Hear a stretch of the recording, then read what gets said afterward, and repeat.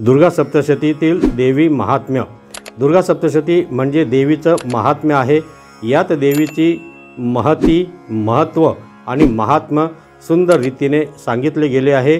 देवांना राक्षसांचा त्रास झाल्यावर देवीने अवतार घेतला। देवी अवतरली, तिच्या तेजाने संपूर्ण विश्व उजळलं। महिषासुराचा वध याच ग्रंथात आहे। शत्रूचा नाश करून देवीने धर्माची स्थापना केली, धर्म स्थापन केला। भक्ताला हे वाचल्याने भक्ताची श्रद्धा वाढते, आयुष्यात नवे तेज निर्माण होते, मानसिक ताकद मिळते, सकारात्मकता येते आणि देवीची कृपा त्याला लाभते, त्याच्या अडीअडचणी दूर होतात। म्हणून दुर्गा सप्तशती म्हणजे देवीचे सामर्थ्य आहे, देवीचे महात्म्य आहे।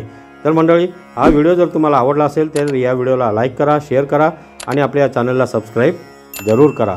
धन्यवाद।